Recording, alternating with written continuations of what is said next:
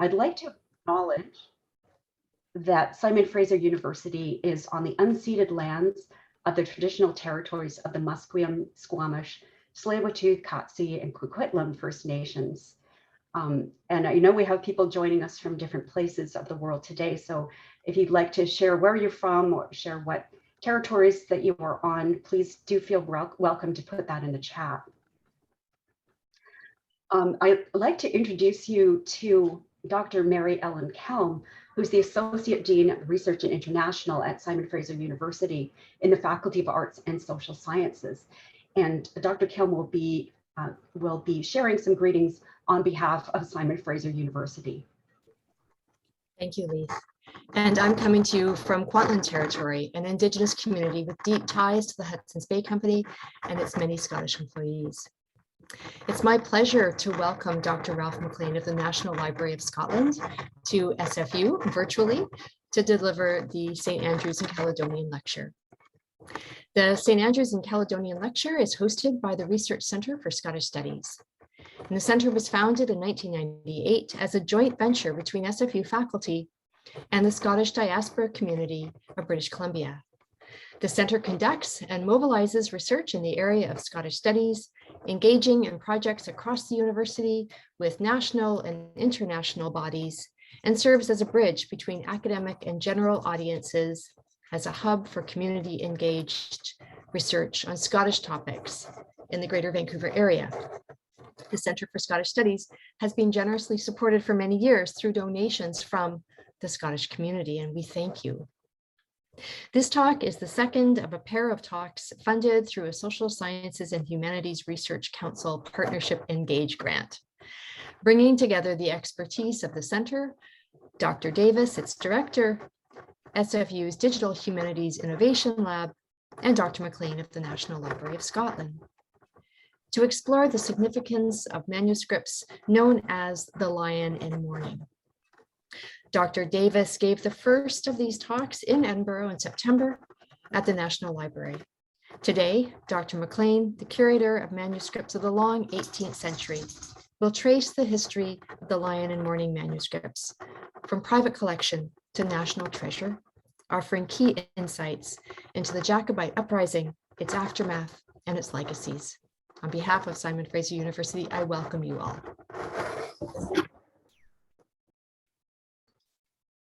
Thank you so much, Dr. Kelm, for that introduction. And I just want to emphasize, again, this is the St. Andrews and Caledonian Society sponsored talk, and we've been very grateful to the Society over the years for their amazing support for the work that we do at our research center. So thank you to all of you. I know some of you are in the audience today, and it's great to see you. Thank you so much for supporting this endeavor and this talk in particular today. Our guest lecturer today is Dr. Mclean, who is the curator of manuscripts for the long 18th century at the National Library of Scotland, where his remit includes the extensive Jacobite collections. He represents the library on projects relating to not only Jacobites, but Robert Burns, Sir Walter Scott, and he currently supervises a PhD studentship, which examines Scotland's relationship to slavery and the slave trade, very important area of research. His recent publications include works on Allan Ramsay and Latinate culture in Scotland, so Latin poetry, and a club culture of 18th century Glasgow. He is the co-editor of The Scottish Enlightenment in Literary Culture from 2017. Dr. Mclean is the National Library's representative on the SSHRC-funded Partnership Engage grant on the Line of Mourning with SFU's Scottish Study Centre and the Digital Humanities Innovation Lab, as Dr. Kelm mentioned. And we are incredibly fortunate to have Dr. Mclean join us today to tell us more about the Jacobite manuscripts at the National Library of Scotland. And I will ask Dr. Mclean to share his screen. While he does so, let me just remind you that the talk today will be about 45 minutes, and then Dr. Mclean will be answering questions. If you do have questions, please put them in the chat. And if you put a capital Q beside your question, I'll be able to find it more easily in the midst of what might be some other comments, not questions. So we'll have the talk, the questions, and then to conclude, I'll be giving the update on some of the exciting work that we've been doing at the Center for Scottish Studies. So let me hand things over to Dr. Ralph Mclean. Many thanks, Leith, for that. Can I just check? I can see a couple of people. If you could, a thumbs up if you can see my slides okay. That's perfect. Thank you very much for that. Well, thank you very much, Leith and Mary Ellen, for the introduction. Very strange in a way to be calling in from Edinburgh at 8 o'clock on a Saturday night. But here we are with the wonders of Zoom, that we can truly reach a global audience. And as I say, tonight, hopefully we'll be able to elucidate a bit more on the Line of Mourning and how those manuscripts came to the National Library. So the National Library of Scotland is fortunate to possess one of the largest collections of Jacobite works to be found anywhere in the world. In addition to all the printed materials on history of Jacobitism, which the library accrues through legal deposit, or at least all those items which are published in the United Kingdom, it also holds a significant selection of original printed sources through its vast collections of Scottish newspapers, printed speeches and pamphlets produced by both the Jacobites and their Hanoverian opponents, and many histories published in the aftermath of the Jacobite uprisings, which were finally and brutally put down on the bloody battlefield of Culloden in 1746. The library also holds a wealth of manuscript material, which has been collected almost from the moment that the Faculty of Advocates Library was established in 1682, and which we still continue to add to in the present day, either through donation or purchase, and whether that be through booksellers or possibly even at auction. These holdings of original primary sources are used extensively by those researching the history of the Jacobites. But even among this wealth of information and material, there are some manuscripts of supreme intellectual and cultural value for the sheer volume and depth of information that they are able to provide on a given subject. And in the field of Jacobite studies, the manuscripts of the Line of Mourning form just such a collection. And here is the Line of Mourning sitting on the shelves in the strong rooms of the National Library. Now, compiled by the Jacobite supporter and later the Bishop of Ross and Caithness, Robert Forbes, between 1746 and his death in 1775, the Line of Mourning represents an astonishing body of work by a man who covertly gathered stories and conducted interviews with those who had witnessed the 45 uprising firsthand and who had also suffered as a consequence of its failure. Even the possession of such material was dangerous following the Jacobites' defeat, far less the active compilation of such a work. Now, nevertheless, Forbes's efforts and the preservation of his writings have ensured that a vital source concerning one of the most dislocating periods in Scottish history survives to the present day, where it remains an important research tool for studying the Jacobites.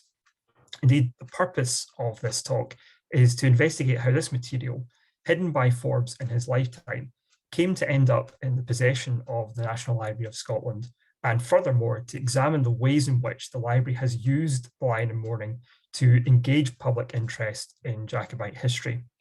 Now, before I do that though, and for the avoidance of confusion, it might be helpful to outline what specifically the Line of Mourning is, even though for the purposes of this talk, I won't be delving too deeply into all of the content of the volumes or all of the people that were contacted by Forbes as he compiled them. So Forbes himself actually didn't see much action because he was arrested on his way to join the uprising, and he was imprisoned first in Stirling Castle and then in Edinburgh Castle until the 29th of May 1745. Now, within 5 years of Culloden, he had produced 8 manuscripts volumes of more than 200 pages each, containing information on Charles Edward Stewart's landing, the rise and the fall of the Jacobites, and the military and political ramifications of their defeat. A 9th volume was started in 1761, and in 1775 he began a 10th, although this remained unfinished at the time of his death. Now, despite gathering and meticulously recording all the information that he could find regarding the rising, Forbes could not be persuaded to publish the material. One of his correspondents, Dr. John Burton of York, did try to convince them, and these were no empty words, because Burton himself had published an account of Charles's role in the uprising and the subsequent escape back to the continent. Now, Forbes was keenly aware of the risk, and writing to a correspondent in the Line of Mourning, circulate the passage here where he says that where giving names may be a point of delicacy and danger, I do assure you of the utmost secrecy, and that they shall not be mentioned by me in any shape till a safe and proper opportunity appears of publishing dangerous truths. And when that may happen, God only knows. Now, if there was to be a right time to publish it, it was not to be in Forbes's lifetime. Now, in the introduction to the Scottish History Society publication, and just to flag this up, we do have the printed version of the Line of Mourning, which was published in 1895 and 96, is available on the library's website in a digitized format. But in the introduction to the Scottish History Society publication, there is a reference to the attempt of a young relative to take the volumes off Forbes's hands for a publication that he was working on. And Forbes refused this, both on the grounds that he didn't rate the abilities of his relative to produce anything of note, and also because he had asked of him something that Forbes said that he would not have granted to his own father. Now, given the dangerous nature of the content should he be discovered with it, it was natural for Forbes to keep the manuscripts close to his chest and not to share them indiscriminately. And Forbes explained his position further to his correspondent, and he says, I will keep my collection in a concealment always, so that I am not afraid of its being seized by enemies, and it is not every friend I allow to see only the bulk and outside of my favourite papers. Now, following Forbes' death, the Line of Mourning remained with his widow for a further 30 years, and clearly understanding the value of Forbes' labour, she retained the volumes, but after falling in hard times, she sold the collection to Henry Stewart of Allington. And he was working on his own history of the Jacobite uprisings. Now, Sir Henry had himself seen military service, having entered the army as a cornet in the 13th Light Dragoons in 1778. After retiring from the army in 1787, he engaged with literature, as a great many figures of the Scottish Enlightenment did. He also turned his attention to the improvement of his estate. Now, from the author and publisher Robert Chambers, who would himself go on to own the volumes at one stage, we learned that it was Forbes' widow who approached Stewart to find out if he would be willing to buy them. No sum was given for the transaction, but it must have proved acceptable to both parties because Stewart took possession of them. And it seems that Stewart's plans for the volumes were to use them as mines of information to support his wider work on the history of the Jacobites, rather than to publish the volumes themselves as a standalone work. However, Stewart's efforts to publish his work were frustrated by his own ill health, and he consented to sell the collection to Chambers. Now, we know that Chambers purchased the volumes from Stewart, as he included an original covering note on the first volume, noting that he bought it, but he couldn't remember if this was done in 1833 or 1834. A collection of Jacobite papers previously in the possession of Henry Stewart also appeared to have been given to Chambers as part of the material that he amassed. Many of these papers were also in the possession of Forbes at one time before they were acquired by Stewart and subsequently Chambers. Now, these papers were originally to be used for his work, which was a history of the efforts on behalf of the House of Stewart from the Revolution onwards. However, they did not come along with the Line of Mourning manuscript to the library, but were instead still in the possession of the Chambers family until 1936, when Charles Chambers bequeathed them to the library. They were catalogued and added to the collections in the 1930s, although from the catalogue entry here, the cataloguer must have had a bit of an off day because the entry's full of errors. So they spelled Stewart with a W rather than a U. They identified him as the 4th Baronet of Allington rather than the 1st. And they incorrectly titled the work on Jacobite memoirs as Jacobite Memories. He also added the year 46 to the title, which was inaccurate. I'm pleased to say all of these have been fixed on the online version of the catalogue. Now, some of the letters in the collection were sent to Stewart after the death of Robert Forbes, but there is direct evidence from the papers themselves that some of the materials were once owned by him. Indeed, there are several which bear Forbes's own hand and which offer glimpses into this collection of material and the thought processes behind them. For example, Forbes acquired a manuscript of a Mr. Murray of Broughton, including details on his charge and discharge. Now, Forbes notes this at the top of the document. Forbes and signing his name and adding his material to material that was owned by Henry Stewart. And on the back of the document as well, we can actually see that Forbes himself has added materials and descriptions of the material that he owned that was owned by Henry Stewart. So it was not until 1832 that Robert Chambers himself became aware of the existence of the manuscripts. And he noted that this was also true for those at the forefront of Scottish history. After viewing the material at Allenton House, Chambers came to an agreement with Stewart to publish the historical documents, especially those considered to be memoirs, so that they would be brought to wider public attention. However, again, there seemed to be no appetite or desire to publish the volumes in their entirety, but rather to once again cherry pick from the contents of the manuscripts. Now, Chambers primarily desired the volume so that he could make use of its contents for the improvement of a history of the insurrection that he had written. And Chambers did acknowledge that there was a wealth of material untapped in the collection, but that it would be for a more fortunate individual to compose this and to fill in the blanks in what was almost a century later a greatly underexplored area of Scottish history.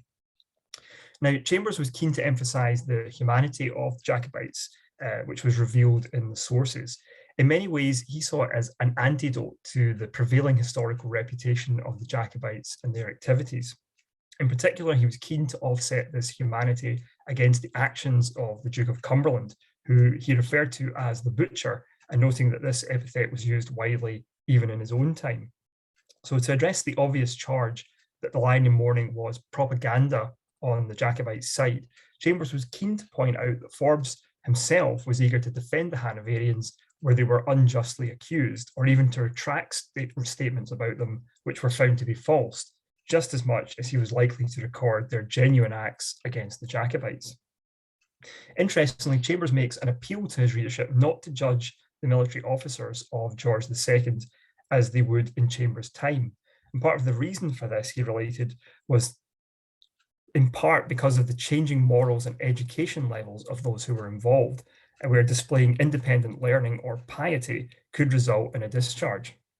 Now, regardless of Chambers' decision not to publish the material in its entirety, he nevertheless did move quickly to make parts of it accessible to the public. His edited version was published 2 years later in 1834, and it was the first time that meticulous manuscripts had appeared in print. Now, it's worth pausing for a moment to assess the importance of Robert Chambers, both in terms of his role in the custody of the Line of Mourning manuscripts and their publication, but also for his general contribution to Scottish literature in the 19th century. In many ways, his ties to the literary world and his own keen interest in Scottish history were perfect for identifying and promoting the manuscripts, which they were at the time in Henry Stewart's possession. Now, Chambers had already established himself as a historical writer, first in his illustrations of the author of Waverley, published in 1822, and then later in his Traditions of Edinburgh, which was published in 1824. Indeed, similar to Forbes and his methods, albeit removed from the original events, he collected anecdotes, stories, and tales of people who had inhabited the city in the past. It was a successful publication, which saw further editions released, and it led to further works by Chambers, such as Picture of Scotland in 1828, which saw him travelling across the country to gather topographical information, historical anecdotes, old stories, and poetry. By the time that he became aware of the Line of Mourning in the 1830s, he had already contributed research on the Jacobites to Constable's Miscellany, the History of the Rebellion of 1745, and the History of the Rebellions in Scotland in 1828 and 29. In subsequent years, Chambers joined the publishing house of his brother, William Chambers, and as W and R Chambers, they continued to publish popular works such as Chambers' Edinburgh Journal, for which Robert both wrote and helped to edit. Now, the archive of W and R Chambers is currently on deposit at the National Library of Scotland. It's a rich collection of papers that cover both the administrative history of the publishing firm and contain a significant number of notebooks and literary manuscripts of Robert Chambers relating to his own published works. There are important notebooks on the gathering of information of his work, on the traditions of Edinburgh, journals on geological and topographical notes relating to Scotland, and his personal journal, and a rich collection of sources on the history of Robert Burns, including several interviews with those who could still remember him while he was alive. Now, while this is certainly a treasure trove, disappointingly, there is virtually no information contained in the archive that either sheds any light on the Line of Mourning, or even more generally, how he conceived of using it as part of his own narrative on the history of the Jacobites. Indeed, there's nothing at all on his work contained among the papers, and even the account books, which might offer evidence of how much he purchased the volumes from Stewart, are missing for the years 1831 to 47. That is, they did not come with the original collection, rather than they have gone missing since then. And this is obviously the period during which he purchased and published selections from the collection. So the volumes remained in the possession of Chambers until they were bequeathed to the Faculty of Advocates Library following Chambers' death in 1871. The bequest was of such note that it was recognised in the press with an article outlining the importance of the collection for Jacobite history.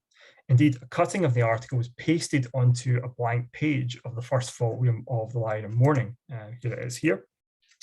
So the piece notes that Chambers left specific instructions for the manuscripts, and that was that my trustees shall deliver to the Faculty of Advocates for preservation in their library a manuscript in 10 volumes entitled The Line in Mourning.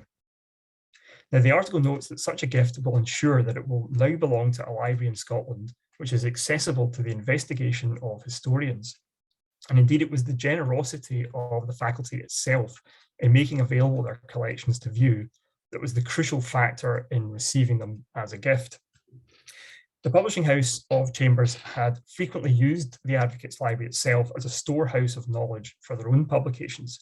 And indeed, the library was critical to the function of the extensive publishing industry, which was based in the city. Now, having related that the bequest was of such note that it was recorded in the press, it's somewhat surprising that it was not noted in the faculty's record books. Now, thanks to the library's cataloguing system, we do know that the bequest was recorded on the 14th of August, 1871. However, there are no references to this at all in the minute books of the curators. There were usually very few minutes recorded in the period between the end of July and October, owing to the summer session of the court. Now, the last entry before the bequest was made appears on the 18th of July, 1871. But at that stage, the library staff were preoccupied with the untimely death of the keeper, Mr. Halkett. And the next entry for the 20th of October had seen further tragedy with the death of another staff member, the assistant librarian, Maxwell McNee. Now, despite that, there was no acknowledgement of Robert Chambers nor of his gift to the library. Indeed, the first mention of the Line of Mourning in the minutes did not occur until October 1892, when they had been contacted by the Secretary of the Scottish History Society for permission to examine the manuscripts. However, at this stage, the intent was similar to approaches to the work in the past, where they only wished to examine the manuscripts in order to identify and transcribe portions of the manuscripts which may have been suitable for publication. This was granted by the faculty on the 26th of October, 1892, but there are no further references to its publication. And even in 1895, by which time the decision had clearly been made to publish the majority of the manuscripts in 3 printed volumes, there's no reference to the publication, although there are further notifications of approaches by the Society to use library materials as the basis for subsequent publications. And even the full entry of the Line of Mourning into the Faculty of Advocates catalogues came after the publication of the volumes in the Scottish History Society series. Here's the entry in the catalogue. Now, while this may be surprising for something of iconic status, it was not unusual for materials in the Advocates Library to remain in an uncatalogued state owing to staff shortage, source shortages, and inadequate time to be able to devote to cataloguing collections. Now, that isn't to say that the materials couldn't be found. They would have been assigned a shelf location and a basic description to allow them to have been retrieved from the strong rooms. However, a fuller description of the volumes would not have been available until the first decade of the 20th century, when some of the backlog was tackled in more detail. And even then, the description was fairly basic, as you can see, but it does note that the volumes were published by the Scottish History Society. Now, despite the lack of entries in the minute books and its late appearance in the catalogues, the Line of Mourning was evidently an important addition to the library's collections. In 1889, the Glasgow Herald ran a series of 3 articles focusing on the history and the site of the Advocates Library.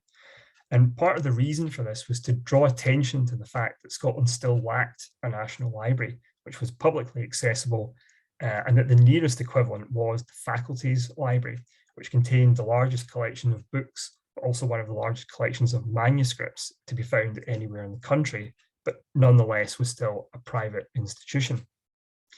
And there was even a nationalist tint to this call, as one of the grievances in Scotland was that money was not distributed fairly among the home nations.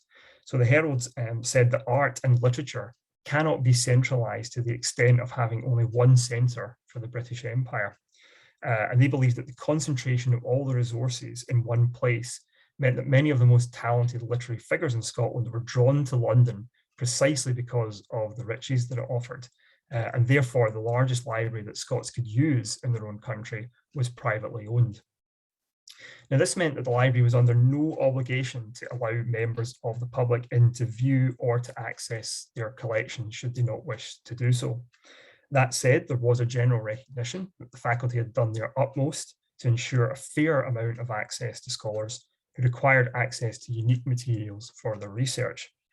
There have been several efforts to convert the faculty's collections into national collections, but understandably, the faculty itself was reluctant to simply give up its library, which it had already spent about 200 years accumulating.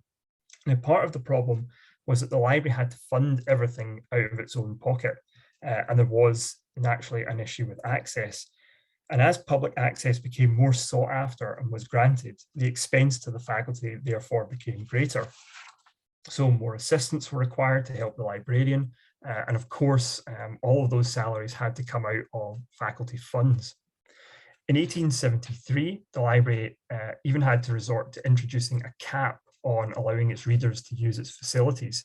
And it was said that it was so overrun by university students that attendance upon them was found seriously to disarrange the regular business of the library and to interfere with its working. And this wasn't a trivial issue because the main function of the Faculty of Advocates Library was to support the advocates who were involved in various legal cases taking place around the country. Now, the Herald article was therefore a way of highlighting this particular problem and to attempt to engage the public in a wider discussion about the need for a properly resourced national library and that wouldn't be plagued by access issues. So the main thrust of the Herald's argument was that were there to be a national library, all of its contents would be more readily accessible, and furthermore, a national body wouldn't be subjected to the rising and falling fortunes of a private institution, and as such, it would be even more useful to the wider public. Now, in order to demonstrate to the public exactly the sort of treasures that you could expect to find at the library, the third article in this series was dedicated to the collections held at the faculty's library. And from a manuscripts curator's point of view, it's actually quite interesting to see that the majority of the article is given over to the library's important manuscripts rather than to its printed book collections. Indeed, to praise the library for the access that they had granted to the public so far, the paper was keen to note that the manuscripts at the library had always been open to literary research, and therefore many of them had already been made use of in printed works. Now, at the very time that the article was published on the 30th of November 1889, both the original manuscript of Waverley, which was donated to the library in 1850, and the Line of Mourning were on display in glass cases in the faculty's library. And here is an image from the Waverley manuscript. Quite difficult to read Walter Scott's hand, but this is the section where Waverley meets Bonnie Prince Charlie at Holyrood House, which was one of the images that was on display. Now, the reference to Waverley is intriguing, as this manuscript appeared to be a perennial favourite for display. It was in the glass case in 1889, and it was also again later in 1902 when the keeper of the Faculty of Advocates Library noted that it was in a display case, along with this time a copy of the National Covenant of 1638.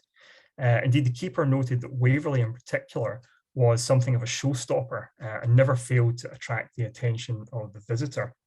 And certainly this would have been closed to members of the public from simply walking in to view the material. But as the library did try to do its best to accommodate researchers as much as possible, there would have been a reasonable chance for researchers to be able to view the material once they had gained access to the library.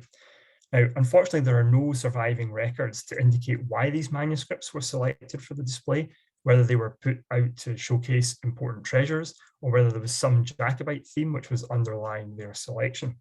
But either way, the Herald has chosen to draw attention to these manuscripts as national treasures, which at this point were still effectively in private hands. Now, the keeper of the Faculty of Advocates Library, William Kirk Dixon, would also go on to become the first national librarian of Scotland. He wrote a number of articles on the key collections of the Advocates Library, and he published them in the Juridical Review. In 1902, this would have been fresh in Dixon's mind, as the volumes had recently been published as part of the Scottish History Society series. Now, Dixon noted the historical transfer of the manuscripts from Forbes's widow to Henry Stewart, through to Chambers, and then ultimately to the faculty. And Dixon's objective was to provide a succinct account of the contents of such manuscripts to interested readers. So the majority of what he writes is merely to outline the format and the types of material that Forbes used. He quoted Forbes directly to note that the bishop had, quote, a great anxiety to make the collection as complete and exact as possible for the instruction of future ages in a piece of history the most remarkable and interesting that ever happened in any age or country. Now, Dixon was certainly convinced of this position, and he believed that the perennial interest taken in the events of 1745 was due in no small part to the exertions of Forbes. However, in this, he could only have been referring to, at the earliest, the publication of Chambers in 1834, as prior to this, we know that the manuscripts rarely left the possession of Forbes while he lived, and that it was barely used, or even known about in subsequent years until Chambers came along to publish parts of it. The fullest version published to date had only taken place 7 years prior to Dixon's article. And as with Chambers, Dixon was quick to acknowledge that while the material was obviously slanted in the favour of the Jacobites, now Forbes, for all his Jacobite enthusiasm, was always careful to do justice to the other side, as Dixon notes. And the nature of his collecting the stories and the anecdotes of those directly involved were, in Dixon's words, always full of the personal element that breathed life into the dry bones of history. And shortly before the start of the First World War, the Edinburgh Evening News published an article on the 20th of June 1914 on the formation of the National Library of Scotland, which was at that point closer to establishment than at any previous stage in the nation's past. Indeed, discussions were taking place in Parliament over the proposed measures, which was part of the reason for the publication. Now, the sheer number of publications that the library was receiving through legal deposit was placing a crushing pressure on the library to process and catalogue those materials coming into the building. Once again, though, access to existing collections was of paramount importance to those studying the history of Scotland. And the Edinburgh Evening News gave a figure of over 3,000 volumes of manuscripts that formed part of the library's collections.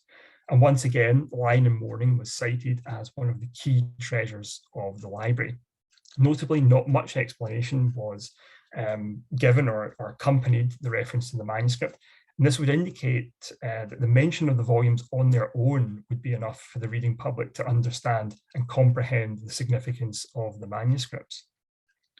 Now, naturally, the push for a national library was subsequently shelved as the nation went to war. But it was back on the agenda again as soon as the armistice was signed, and further discussions took place between the faculty and the government to thrash out details for the establishment of a national library. And when this was achieved in 1925, several pieces were published to mark the founding of the National Library of Scotland. It was noted that it was much to the faculty's credit that despite the dire financial straits that they were in to develop and to maintain the library, that they had refrained from selling parts of their valuable manuscript and early book collections, which they were perfectly entitled to do. Now, the faculty were well aware of both the financial and the cultural value of their manuscript collections. And as Dixon noted at the turn of the 20th century, classical manuscripts fetch a price above rubies, and the Faculty of Advocates has never been in a position to compete with the great European libraries for the possession of such costly treasures. Now, the cultural value of the manuscript collections was investigated, but the main significance of the manuscript collection lay in the number of Scottish manuscripts present. And most of these manuscripts were from Scotland's medieval and early modern history. For example, the charters of Scottish kings and the papal bull of John the 22nd, which authorised the anointing of the coronation of Robert Bruce. The focus was very much on this early part of Scottish history, and the only reference to a historical document of more modern interest is the Line of Mourning, which is described as a Jacobite memorials made by Bishop Forbes, and that's it. Now, as we'll go on to discover about the volumes, part of their appeal for the public is not so much to do with the important information contained within the volumes, but rather the aesthetic value that the volumes contain, and in particular, the relics that are associated with the Jacobites. So especially Charles Edward Stewart himself. I'm sure people have seen this image before. I think it's on the promotional poster as well. And this shows that Forbes is a kind of key collector of relics that are associated with the Jacobite cause. So, for example, one of the relics that he was able to acquire was supposedly taken from the dress that Charles wore when he was disguised as the maid Betty Burke. And this is when he was attempting to escape from government forces. And indeed, a nice detail relates to the print on the dress, saying that a covert symbol of commitment to the cause was that dresses were made from this print and then worn by Jacobite women in Britain for a time after this. I don't know if that's true or not, but it's a nice idea. There's also a supposed direct link with Flora MacDonald, whose name is forever intertwined with Prince Charles. And one of the relics attached to the volume at the foot of the page is a piece of the apron strap, which was worn by the prince. And this was given to Forbes by MacDonald herself when she came to Edinburgh in 1747. Now, a further 2 relics appear in the volume, and these are parts of the boat, the 8-oared boat that Charles escaped on. And just because I think we're kind of running out of time a bit, I'll kind of skip past the quotation of it and go back to the previous page. And this is to say that the image, which is, you can see it's kind of slightly pinky, this was actually added to the volumes after the death of Robert Forbes. This was actually picked up by Robert Chambers, and he was able to obtain this. It's supposedly a piece of the prince's sword hilt. And he was able to obtain this from descendants of Robert Anderson of Whitborough and his sisters, who had rendered the prince service and asked for a small keepsake. And supposedly the prince cut off a piece of the velvet and buff leather from the hilt of his sword. Now, in the 1950s, the Line of Mourning came to the attention of one of the descendants of Flora MacDonald, Reginald MacDonald, who had re-emigrated to America. And again, though, rather than the detailed accounts contained in the volumes, and also of Flora MacDonald herself, the main focus, again, was on the relics that were attached to the volume, this time the tartan. Now, this was supposedly cut from the jacket that Prince Charles removed, as to continue to wear such a fine garment would draw unwanted attention. And the jacket was stuffed in between rocks and was later recovered. Now, concerned by the fact that tartan could become detached from the volume, a not unreasonable view given that what had happened to the piece of wood from the boat come lost. Now, MacDonald was keen to offer funds for the conservation of the volume. And this kind offer only extended to the specific volume containing the tartan. So MacDonald was particularly keen about the conservation and the restoration, wondering whether it required professional treatment for the restoration. Now, theft was also a concern, and he asked, "It seems to me an awful chance to leave a piece of historic tartan such as this, having been worn by Prince Charles Edward Stewart, loose in a book for anyone to purloin." Now, MacDonald noted that it appeared as if part of the tartan had previously been cut away from a larger piece that had originally been in the volume.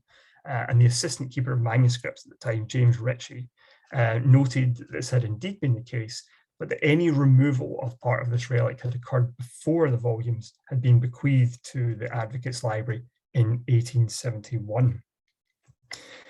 Now, a number of publications have been released over the years to celebrate the library's treasures, and it almost inevitably includes the Line of Mourning in these.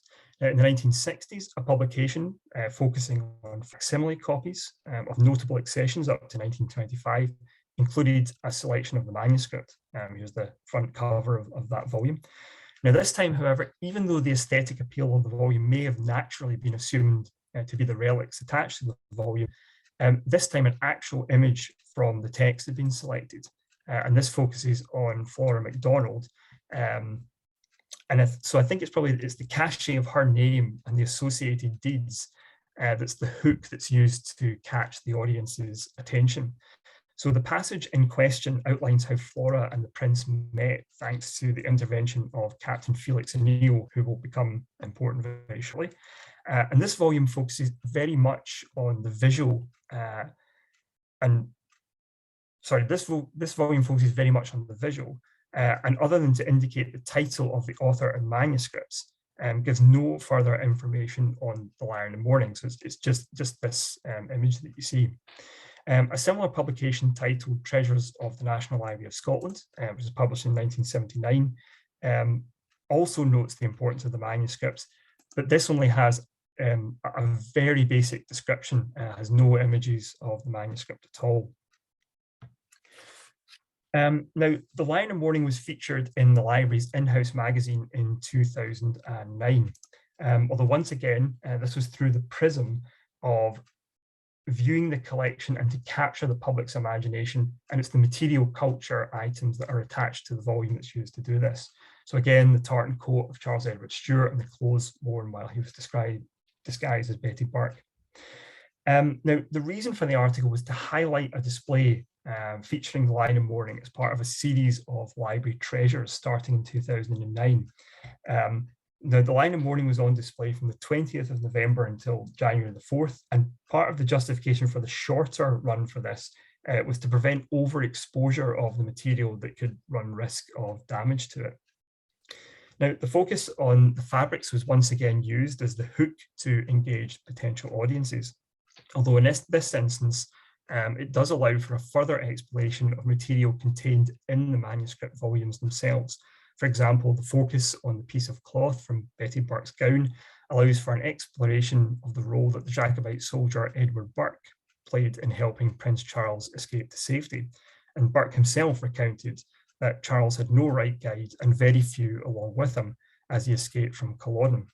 And it's Forbes that tells us that it was from Ned's name that Charles took the inspiration for his female alter ego. Now, significantly, although the article is restricted by word count, it can do little more than offer glimpses into the content of the volumes. It is nevertheless intriguing that the conceptualization of the information gathering and the retention is similar to ideas behind the networking Jacobites project. Specifically, the author draws a parallel between the instant technology of the 21st century and the style of information gathering available to those in the 18th century. So as Forbes was collecting these stories and recollections as quickly as he could in the aftermath of the Rising and committing it to paper before the memories faded and became obscured, he was effectively using the only tools available to him at the time to record as near to the source of events as possible. Now, there's also an accompanying web feature for this display, but this is little more than the full article contained in the Discover magazine with even less images. And it's perhaps surprising that in this instance, the usual images, such as the relics and the material culture, are not included. Now, the most recent iteration of the Line of Mourning and its display history brings us up to the present day. And in a revamp to the library's existing exhibition space, it was decided to create a permanent treasures area, which would see a focus on some of the most important literary treasures in our collection. Now, the Line of Mourning is again a natural choice, as one of the library's key works. And the plan behind the Treasures Gallery is to showcase materials around key themes and ideas such as the Scots' contribution to innovation and design and to literary achievements, which is apt for a national library. And the Line of Mourning is in a section on shaping the Scottish nation. And this time it's going to be included with a further 2 manuscripts. And I realize I'm running out of time, so I'll finish off on these 2 last manuscripts. Now, rather than acting as a standalone manuscript, the Line of Mourning is to be accompanied by 2 others. Now, the first is a map of the battlefield of Culloden, which was compiled by an unnamed French artillery officer serving in the Jacobite army. And here's an image of that map. Now, this illustrates the international dimension of the Jacobite uprisings, and the map itself was handed down through family lines in French military circles before being taken to the United States and then donated to the National Library of Scotland in 1996. So the map provides rough numbers of the troops and the regiments serving on both sides, along with the relative positions of both armies in relation to each other. Although the map appears to be fairly accurate, there are some oddities. For example, 3 positions are given for Bonnie Prince Charlie during the battle, and it's certainly plausible that he moved around the battlefield. However, one of the positions actually places him out in front of the whole Jacobite army, which may be unrealistic given the exposure to artillery fire from the government forces. Then the second item is similar to the Line of Mourning in the sense that its particular aesthetic draws interest, sometimes at the expense of the textual information itself. It's an account of the Jacobites' time in Scotland during the 1745 and 46 rebellion, and so it contains a description of the Battle of Culloden and Charles's subsequent flight. It was written by Captain Felix O'Neill, who we mentioned briefly earlier, and he served in the Jacobite army during the Rising. Now, as O'Neill didn't have paper to hand to compose his narrative, instead he used whatever he had to hand, in this case, a pack of playing cards. So the key thing to note here is that this manuscript, which has also been frequently used in the library's displays and exhibitions in the past, is used primarily as a tool to attract attention for its novelty value, even though the actual content of the material provides unique insights into the campaign and the battles from an inside source who was an eyewitness at many of the key events. Now, ONeills Count was certainly familiar to Bishop Forbes, as he included his description of the Battle of Culloden and the aid given to the prince by Flora MacDonald in the Line of Mourning. Now, here we can trace one of the original sources accessed by Forbes, although it's not clear whether he saw the original journal or a copy of it. Part of the reason for this doubt is given that the unusual medium that this was written in, Forbes makes no reference at all to its aesthetic, if you like. And it's quite possible that it was only the content that interested him, but nonetheless, it's surprising that there isn't a line or so about it. Now, with regard to the content itself, Forbes assessed O'Neill's narrative, but was disappointed that in places it was notably scant on detail. In particular, he was frustrated that O'Neill had not even mentioned that it was necessary for the prince to disguise himself in female dress, which for Forbes was a clear indicator of the distress and the danger that he found himself in. Furthermore, as O'Neill had been imprisoned in Edinburgh Castle, he had divulged further details of his relationship with the prince, which were omitted from the narrative. So Forbes was particularly keen to rehabilitate an anecdote about the prince, which showed his resilience and strength of character, so much so that he supported O'Neill through a mental crisis rather than relying on O'Neill to get him through it. Now, Forbes also notes that O'Neill remained silent about his own capture and imprisonment, especially the rough treatment that he received at the hands of his captors, including threats of torture in the rack should he not reveal the whereabouts of Charles. Now, Forbes speculated that perhaps O'Neill was saving this information for a subsequent journal, and that he was keeping potential incendiary information back until he had made it to a country where he could speak freely and in safety. Now, whether this was true or not, does clearly illustrate the danger in committing this type of knowledge to paper, which Forbes was doing in ever increasing size and detail. And this also demonstrates the significance of the Line of Mourning itself. Forbes's meticulous eye for detail and the ability to capture and retain these stories not only provides us with a comprehensive overview of the Jacobite uprising using eyewitness accounts, but it also helps to qualify, to recover, and to enhance narratives created by others present during the events of 1745 and 46, but which otherwise might have become lost to history. The Faculty of Advocates Library and its successor institution, the National Library of Scotland, have long recognised the importance of the Line of Mourning and its role in Scottish history. It has been frequently consulted, displayed and written about. However, the upcoming project, the Simon Fraser University, allows a deeper dive into the manuscripts than ever before and offers real networking opportunities, not just to bring together like-minded people with an interest in the history of the Jacobites, but to explore the network of the manuscripts themselves to see how Jacobite sources held at such places as the National Library of Scotland and other institutions such as the National Records of Scotland connect to and link to the Line of Mourning. And I'll finish there. I think I'm running slightly behind time, so apologies for that. I'll stop sharing my screen. Thank you so much, Ralph, for that amazing talk, giving us the perspective of a manuscript curator's view on this incredible manuscript. And also tying it, so interestingly enough, with the history of Scotland as well in the National Library and the connection between this Jacobite manuscript and the founding of the National Library was a real eye-opener, I think, in many ways. So thank you so much for that. There are a number of questions here, and I'm going to just field them to you, lob them over to you if I can do that. We have a question. Let me start here from, well, let's start with Jennifer and seconded by Fiona, it looks like. Wondering, you've given a wonderful account here, interesting history of these papers, and she'd like to know some of the astounding bits of information. What were the highlights for you when you were working with this, and what stood out to you as notable and incredible to you? Well, I think actually when I was doing the work on it, even though I sort of alluded to it in the talk, although there's been quite a few displays of the material that's been put out before, and as I was mentioning, we've used things like Felix O'Neill's journal and the Line of Mourning. They're usually just presented side by side. And I know it sounds daft for people that are deeply involved in this research and probably already know this, but it wasn't until when I was reading through the Line of Mourning in proper detail that I actually came across Felix O'Neill's diary and journal and thought, oh, we have a copy and a version of that.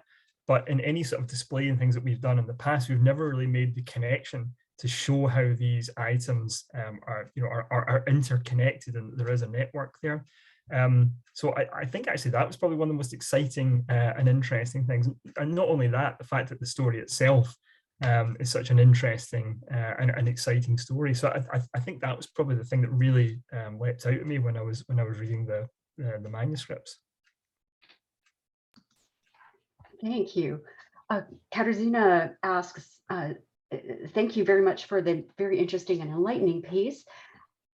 Seems that the history of the Line of Mourning is also a history of Scottish librarianship, and wondering if this will be published, your work here. I hope so. I mean, I have to admit, one thing I was actually quite disappointed about when I was going through the sources is that the Line of Mourning is continually mentioned, and it's continually flagged up as a treasure. But when you're looking at the library's own sources and its own documentation about its own internal history, then suddenly it seems to disappear and evaporate. So, I mean, I would like to do something with this and try and, flesh it out a bit. And it might be possible, I don't know, but if there's papers of the Scottish Historical Society, for example, to kind of flesh out that discussion that was going on around the original publication.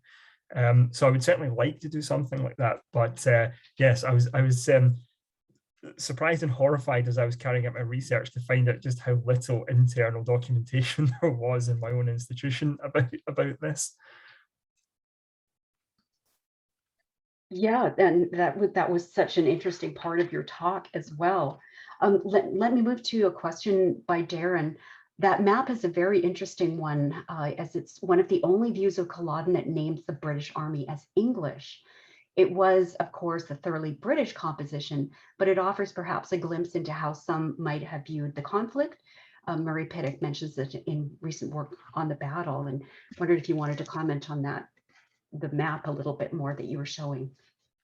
Yeah, we have very little information about even the family that it came from. Our own accession records in this just effectively acknowledged that it was donated in 1996 and has the person's details. So from that point of view, I don't really know what more to say in terms of like the family's attitudes towards it. But yeah, no, I completely agree in terms of the I mean, when I was growing up, and that it was very much even presented in Scotland as almost a Scotland versus England conflict, and that, you know, the idea that there would be sort of Scottish supporters of the Hanoverians or even English Jacobites was almost, you know, anomalous. It wasn't really talked about, and I think that's part of the propaganda in a way. And in some respects, I think Scotland itself is happy to take that on, and to take on this kind of Jacobite identity, if you like. I mean, there's, I don't know, again, it kind of offers a kind of unique perspective, a unique kind of Scottish identity, if you like, if you embrace the Jacobites. But nonetheless, as we know, you know, obviously they were attempting to take the, you know, all three crowns effectively. It wasn't just a Scottish venture, and they were trying to raise armies and supporters in England. Yeah, absolutely. I think that connects really nicely to Bart Jackson's question. They say, here's my question. Thank you. Visiting the Aberdeen Toll Booth Museum, which served as a jail at the time of the Jacobite Rebellion, my husband and I met an older man who seemed to be a volunteer at the museum. He broke into a lengthy, angry rant about Charles Edwards, as it common for Scots to have passionate feelings for and against him. And I think that maybe speaks to what you were talking about that use of the Jacobites as kind of Scottish identity. So it sounds like it can also have the opposite effect in terms of a nostalgia for that Jacobite cause, but also perhaps anger against the Civil War that this caused. Or wonder if you have any comments about that. Yeah, well, I mean, there's some interesting materials that we have in the library referring to Colin Maclaurin, so the famous, you know, Enlightenment mathematician, and he was obviously very pro-Hanoverian, so much so that he went out to help sort of build up the city walls and defences for protecting Edinburgh. And I believe that because he was out in terrible weather conditions and that kind of aggravated various conditions, and he ended up dying the following year. So that's, you know, but again, you have a large part, even of the latter part of the Scottish Enlightenment, you know, quite a lot of those figures, you know, supported the Hanoverian cause. On the other hand, someone like Thomas Ruddiman, who is a very key figure in the foundation of the Advocates Library and was one of the main keepers for about 50 years, was a staunch Jacobite. You know, and you have sort of poets like Alan Ramsay that, you know, support the Jacobite cause. You know, whether they're kind of, you know, coming out in the 15 or later is you know, another matter. So some people just kind of keep their heads down, but, you know, there's a lot of support, you know, both kind of covert and open support for the Jacobites among various figures in Scotland. But then, as I was saying, you know, some of the kind of key Enlightenment figures very kind of pro-Hanoverian in their stance. So I mean, it's, you know, it's like any civil war, it's kind of, you know, splitting family members and you know, sort of societies right down the middle. Indeed. There's a question as well from PC Initials. Thank you, Ralph. I remember seeing the Lion on display in the NLS many years ago. was open, of course, on the page with the scrap of Betty Burke's gown. Could displaying have damaged the manuscript? Question there from a curator. And as a side note, is there a digitized version transcript of ONeills journal online? And I see just a little further down, Darren Lane has chimed in about another hand transcription of ONeills journal to the Society of Antiquaries of Scotland at the NLS too. So question there about damage possible and other instances of ONeills journal. Yeah, well, one thing I did have in my talk, but didn't have time to go into, I kind of cut it slightly on the move after the sort of blanking earlier on, was that the McDonald's who got in touch with the library about the material, the Clanranald tartan, he was very concerned about damage to it and was actually suggesting things like glass plates could be introduced to protect the manuscript. But the curators at the time felt that that could actually be detrimental, because if you start to, sort of like place this on top of the manuscript, it might actually cause more damage if it's rubbing. And then there was a suggestion about if maybe it was stolen, then perhaps you could actually take it out of the manuscript and remove it. But it was felt, they actually took it to textile workers, and they said effectively, if you try and remove this, it's going to actually tear the threads on it. It's going to cause more damage.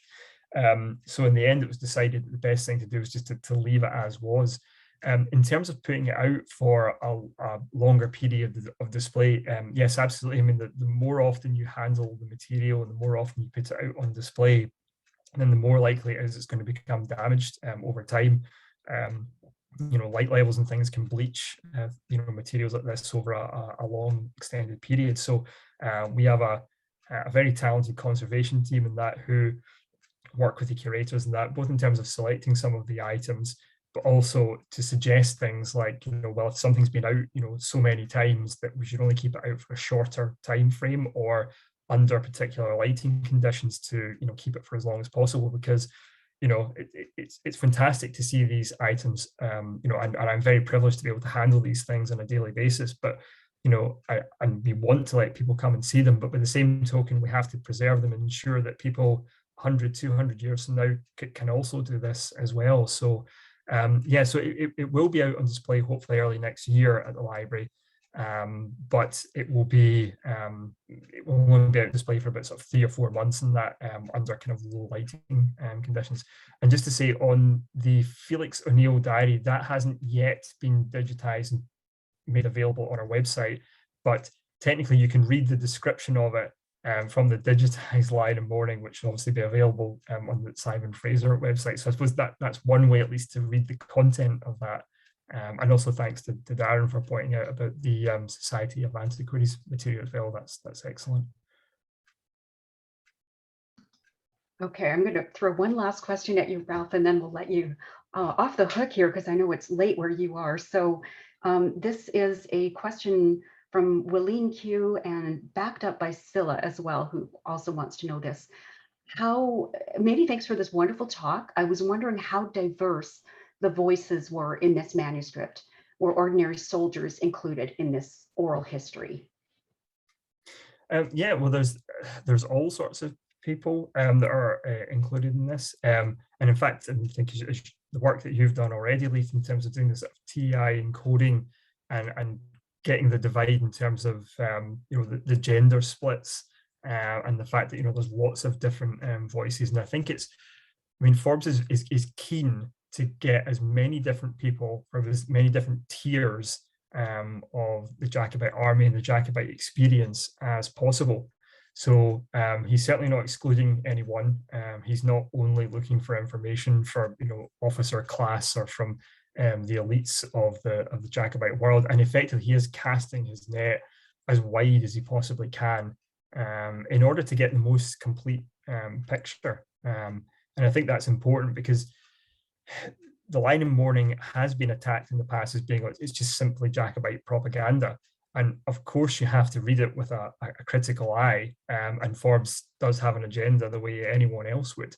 But nonetheless, the fact that he is so meticulous in trying to get as broad a consensus and corroborating sort of different ideas as possible shows that this is a really important document for understanding the Jacobite rebellion, not just at the elite level, all the way through Scottish society.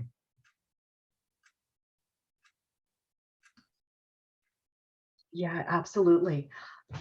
Thank you, Ralph, so much for this talk, this enlightening history of this manuscript, and taking us from the writing of it by Robert Forbes through the collection of it through Allenton, through Chambers, and its acquisition by the National Library of Scotland, its presentation by the library, and in some ways it's being featured, but also sidelined or forgotten. And definitely the work that that the NLS is partnering with us for is going to hopefully bring more attention to this manuscript. So I want to thank you so much for joining us today for this talk tonight, where you are, and please join me if you can virtually with a show of hands for this wonderful talk. Dr. Ralph Mclean, we're very, very happy to have you join us for this St. Andrew and Caledonian Society talk. Thank you. So Ralph, I'm going to let you, as I say, off the hook. And if we were there, we would be happy to raise a toast to the Lion and go out for a pint or something. As that's not the case, you have to do that on your own, but know that the rest of us will be with you in spirit anyway, going forward. So thank you so much for that talk. And I just want to shift gears a bit from the talk then to give a little bit of an update on what's happening with the Scottish Studies Centre right now. So I'm going to just share my screen, and I'll be telling you a little bit about what we've been working on and what new exciting things you can expect from our centre going forward. So 1 second here, and here we are. Sharing that screen. Okay, just give me thumbs up if you can see the screen all right. Yay, excellent. Okay, first exciting piece of news I have to share with you is that our center has officially a new name. We are going to be called henceforth the Research Centre for Scottish Studies, and this was a bureaucratic decision to bring us in line with the other community engaged and research centers at Simon Fraser University. As I say, new name, same great taste. We're going to be pursuing the same kinds of projects that we always had, but we're going forward with a new title. So you'll see that reflected in our website and our other official documentation.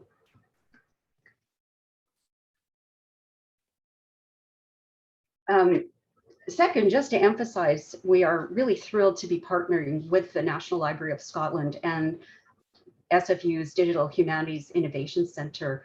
We will be pursuing this work on the Line of Mourning, and the intent for this project is really to create a digital display of the manuscript and analyze it for the contents, for all of the hidden voices that it contains, including voices of women and Gaelic speakers.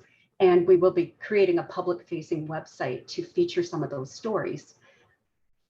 This project will also involve a symposium that will take place in early summer at the Institute for Advanced Studies in Humanities in Edinburgh, a conference at the University of Guelph that will take place in August of 2022. And I want to emphasize many, many public events that are connected with this. So we will be, again, I hope, featuring something on our project at ScotFest BC. We're pleased to be able to join ScotFest BC in September and to present a musical representation of stories from the manuscript. And we're also working with Shot of Scotch. So we'll be contributing to their current Jacobite choreography project. So lots happening just with that project itself. I also want to introduce you to a new publication that has been our COVID project over the last 18 months or so. And this is Scottish Literature of the Long 18th Century. Now, really particularly exciting because it features the work of two of our previous students at the center, and both of them were recipients of the David and Mary Mackeray graduate fellowship. So a big shout out to Emma Pink and to Jasmine Carr, who worked on their projects and were able to publish them in this volume that just came out. And that's a fine looking cover there, by the way, with Flora McDonald on the front, who Ralph mentioned earlier in his talk. Speaking of the David and Mary Macrae Graduate Fellowship, also a big shout out to our recipient this year, Taylor Breckles, who is working currently on a project that involves looking at the work of the famous Gaelic poet and singer Mary Fór Nanoran, Mary McPherson of the songs, and the first Indigenous poet laureate, Christy Lee Charles. So congratulations to Taylor for this most interesting and cross-cultural work that you'll be doing. Taylor and another student connected with our center, Alyssa Bridgman, are also working at our oral history project, and we were lucky to receive a scholarly digitization fund from SFU's library to pursue this. So Taylor and Alyssa are currently revisiting our Scottish Voices of the West oral history project as it stands. The first digitization was done in 2013, and it is looking a little tired and old. So Taylor and Alyssa are tasked with a refresh and also doing some digitizations of some tapes that were not able to be digitized during the first round in 2013. And we're really excited to be able to feature some of those stories of local members of our Scottish community. Also connected with the scholarly digitization grant is the digitization of the pipe band photographs that the center possesses, and we're going to be putting those on display. We would love any information that you have about those photographs once we get them up there.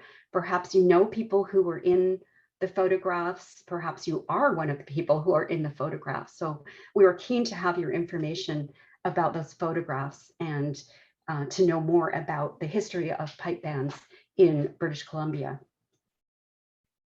Going forward, and I want to just share with you an exciting course that we'll be offering in the spring semester that is going to be called Mediating Jacobites in Cultural Memory, from Bonnie Prince Charlie to Outlander. So we'll be featuring the Line of Mourning and the digitization of that, along with some really amazing other mediations of Jacobites.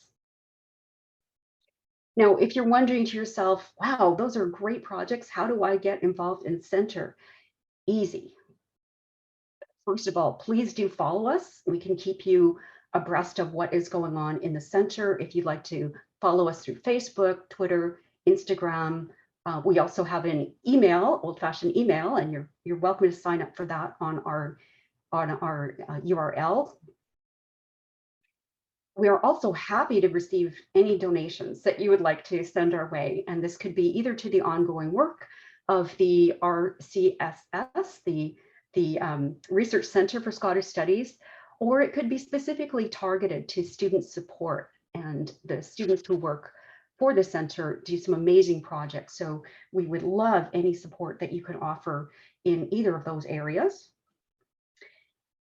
Also, we are searching for, at this moment, Scottish BC immigrant stories, and this is part of a project that we are going to be growing. We're interested to see if you have any old archival materials, photographs, old letters, maybe recipe books written by a family member, anything connected with a Scottish immigrant experience in BC that you'd like to share with us. Or alternatively, would you like to help us transcribe the materials that we have already identified and have in our collection? We'd love to hear from you. Please get in touch. Scottish@sfu.ca is the email for the center. And I just want to close at this point then by thanking you all for joining us today. Particular big thanks to Dr. Ralph Mclean, and also thank you so much, Rebecca, for managing this Zoom meeting that brings so many people together from so many parts of the world. It's not an easy an easy task at all. And I know Rebecca and Shelley and Ruby have put in a lot of work on this project in the background. So many thanks to all of you. With that, I'm just wishing you a best end of the semester, end of the year. We look forward to seeing you around Burns Day next year, 2022. And we have exciting events that will be taking place. We'll be sure to share those with you. So thanks very much, everybody, for joining us today. Take care.